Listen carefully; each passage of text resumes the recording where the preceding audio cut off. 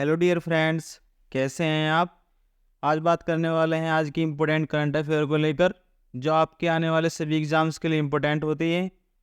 तो बिना देर किए हुए वीडियो करते हैं स्टार्ट। पहला क्वेश्चन दिया है इसमें, 5वीं भारत अमेरिका 2+2 मंत्री स्तरीय बैठक हाल में कहाँ संपन्न हुई है। अक्सर एग्जाम में पूछ लेते हैं इसको। 2+2 का मतलब क्या होता है कि 2 मंत्री अमेरिका के, 2 मंत्री भारत से ले जाते हैं।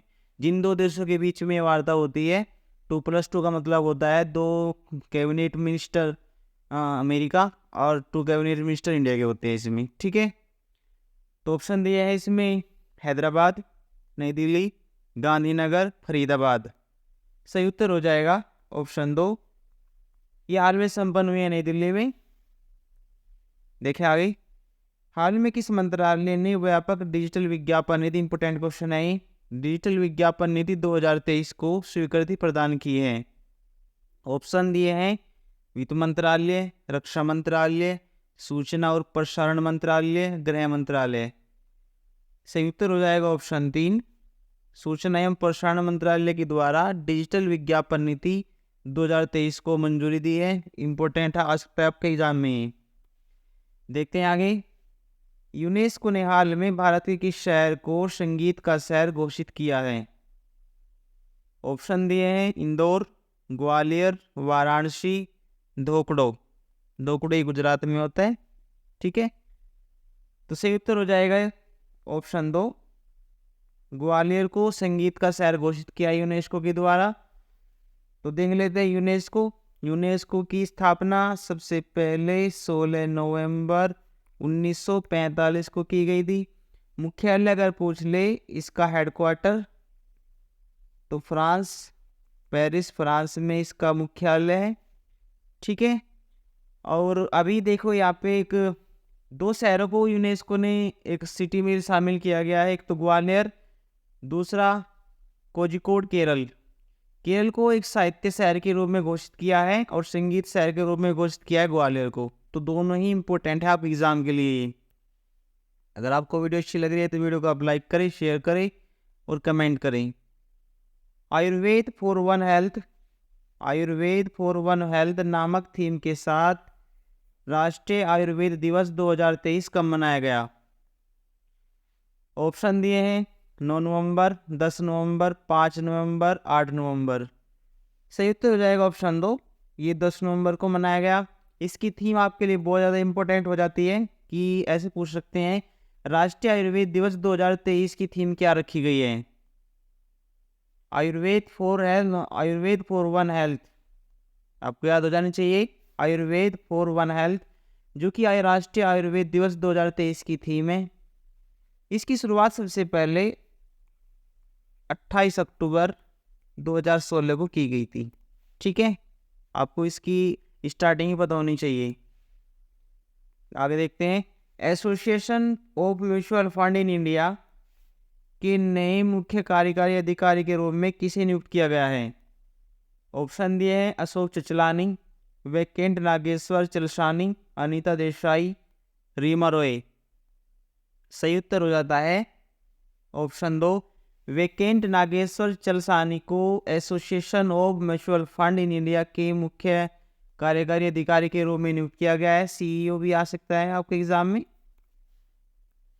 देख लेते हैं आगे क्वेश्चन, जल शक्ति मंत्रालय भारत सरकार और जलवायु परिवर्तन विभाग के द्वारा किसके सहयोग से जल सहयोग पर 6ठी भारत ऑस्ट्रेलिया संयुक्त कार्य समूह की बैठक आयोजित की गई है। जहाँ आपका पूछ सकते हैं कि जल सहयोग को बढ़ावा देने के लिए, जल संरक्षण को बढ़ावा देने के लिए जल शक्ति मंत्रालय और जलवायु परिवर्तन विभाग के द्वारा भारत और ऑस्ट्रेलिया की समूह की बैठक आयोजित की गई है। एक तो भारत सरकार के द्वारा और दूसरी किसके बीच के द्वारा। तो ऑप्शन दिए हैं अमेरिकी सरकार, ऑस्ट्रेलिया सरकार, मलेशिया सरकार, श्रीलंका सरकार।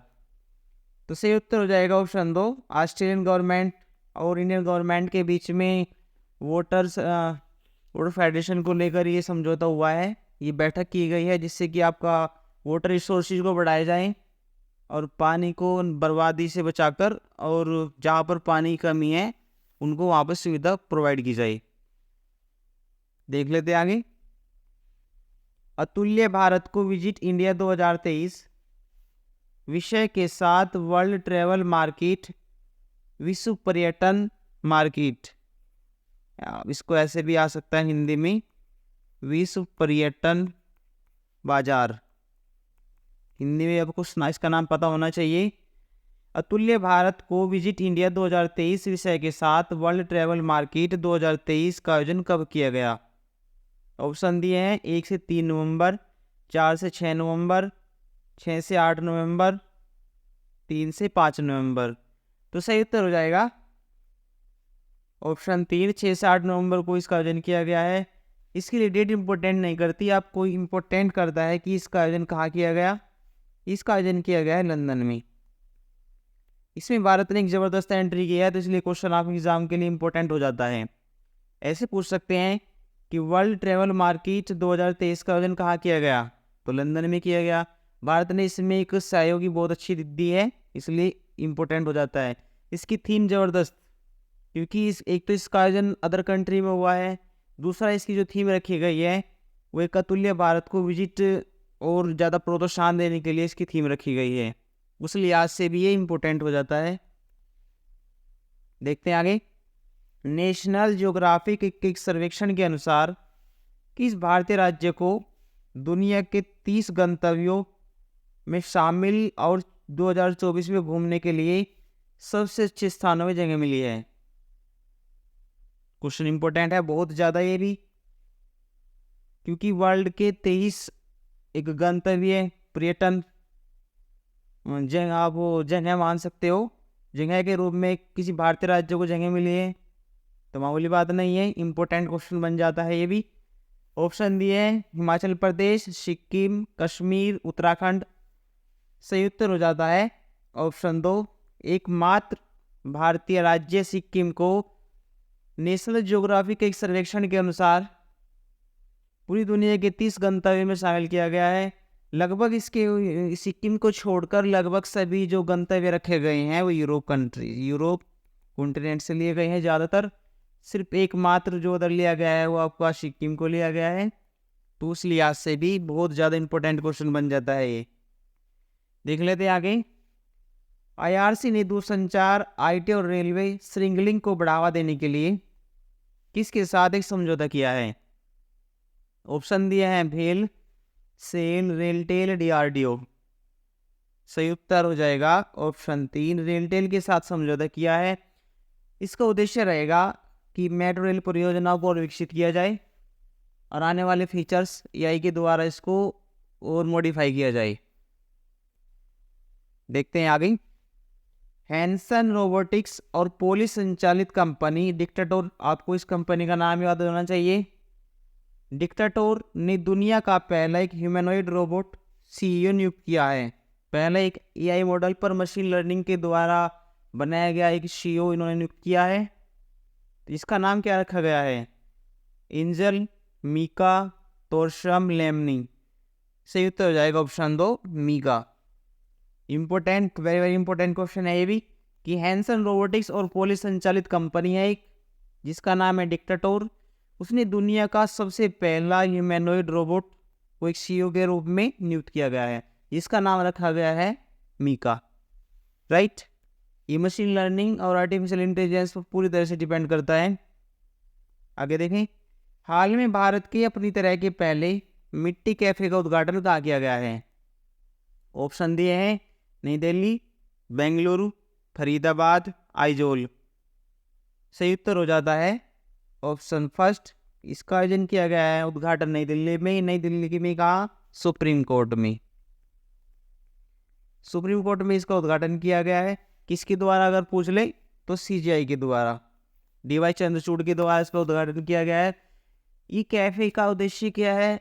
एक तो इसके लिए आप कह सकते हैं कि जो विकलांग जन होते हैं, विकलांगजन, उसके द्वारा इनका आयोजन किया जाता है। ठीक है, एक NGO इसको चला रही है, आयशा मेहता उनका कुछ नाम है, जो NGO की CEO है, तो उस लिहाज से भी इम्पोर्टेंट है ये। और जिनकी CEO रखे गए हैं एक दृष्टिबाधित व्यक्ति है। ठीक है, आगे देखें। भारत में लोकल फॉर वोकल की शुरुआत कब हुई? आजकल चर्चा में बहुत ज़्यादा है लोकल फॉर वोकल, तो एग्जाम में पूछ सकते हैं इसको। ऑप्शन दिए हैं 3 अक्टूबर 2014, 15 अगस्त 2016, 2 अक्टूबर 2015, 28 फरवरी 2016। सही उत्तर हो जाएगा ऑप्शन फर्स्ट, 3 अक्टूबर 2014 को लोकल फॉर वोकल की शुरुआत हुई। उद्देश्य क्या होता है लोकल फॉर वोकल का? इसका मतलब होता है भारत में निर्मित वस्तु को खरीदे और उनका प्रचार भी करे। कैसे? भारत में निर्मित जो भी प्रोडक्शन हो रहा है उसको खरीदे अपने आप, और उसका गर्व से, वी आर इंडियन, उसका गर्व से आप प्रचार भी करें। तो ये उद्देश्य से लोकल फॉर वोकल की शुरुआत 3 अक्टूबर 2014 को की गई थी। देख लेते हैं आगे। हाल में समग्र जल प्रबंधन सूचकांक किसके द्वारा लॉन्च किया गया है? ऑप्शन दिए हैं जल शक्ति मंत्रालय, नीति आयोग, पर्यावरण मंत्रालय, पृथ्वी मंत्रालय। सही उत्तर हो जाएगा ऑप्शन 2। इसको किया गया है नीति आयोग के द्वारा लॉन्च। समग्र जल प्रबंधन सूचकांक को ये 28 रेटिंग में जारी किया जाता है। ये इम्पोर्टेंट नहीं होता, इम्पोर्टेंट बस आपके लिए है कि किसके द्वारा इसको लॉन्च किया गया है, तो आपको पता होना चाहिए कि नीति आयोग ने इसको लॉन्च किया है। ठीक है, देख लेते हैं आगे। दीनदयाल अंत्योदय योजना राष्ट्रीय ग्रामीण आजीविका मिशन निःस्वयं सहायता समूहों एनजीओ, बोल सकते हैं आप, एनजीओ की मदद के लिए किसके साथ एक समझौते पर हस्ताक्षर किए हैं?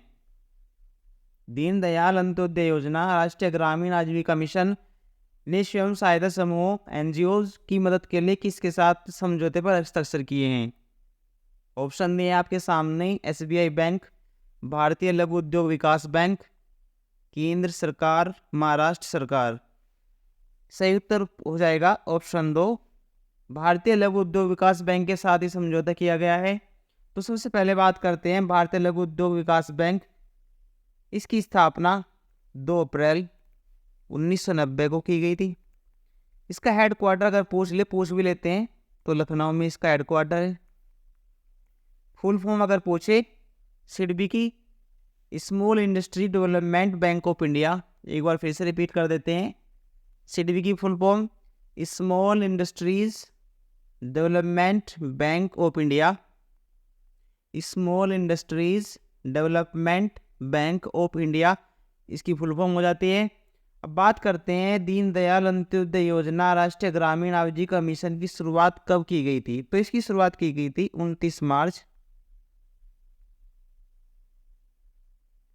2016 को। यह आपको पता होना चाहिए। 29 मार्च 2016 को शुरुआत की गई थी आपकी दीनदयाल अंत्योदय योजना राष्ट्रीय ग्रामीण आजीविका मिशन। ठीक है, और भारतीय लघु उद्योग विकास बैंक की स्थापना 2 अप्रैल 1990 को की गई थी। मुख्यालय लखनऊ में इसका है, और इसकी फुल फॉर्म भी पूछ लेते हैं अक्सर, तो small industries development bank of India. लघु उद्योग एमएसएमई के द्वारा एक कंडक्ट किया जाता है। इसमें जो एमएसएमई योजना चलाई गई है लघु उद्योगों, सूक्ष्म लघु उद्योग के लिए, तो इसके लिए इसमें अहम भूमिका ये निभाता है स्मॉल इंडस्ट्रीज के लिए, उस लिहाज से इम्पोर्टेंट हो जाता है। तो अभी इसमें एक दोनों के बीच में समझौता किया गया है एनजीओ को और एनजीओ की मदद के लिए। देखें आगे, आज का अंतिम क्वेश्चन, भारत की सबसे बड़ी तेल सुविधा कहाँ खोली जाएगी? ऑप्शन दिए हैं उत्तर प्रदेश, अरुणाचल प्रदेश, गुजरात, हरियाणा। सही उत्तर हो जाएगा ऑप्शन थर्ड है यहाँ पे, थर्ड, गुजरात में की जाएगी इसकी स्थापना सबसे पहले, जो कि भारत की सबसे बड़ी शीत तेल कोल्ड ऑयल की एक सबसे पहले सुविधा कहाँ की जाएगी? आपका गुजरात में। गुजरात में अगर पूछ ले कहाँ, तो राजकोट में। ठीक है, राजकोट में इसकी स्थापना की जाएगी। अगर आपको ये वीडियो अच्छी लगी तो वीडियो को लाइक करें, शेयर करें, कमेंट करें और प्लीज़ हमारे चैनल को सब्सक्राइब करें।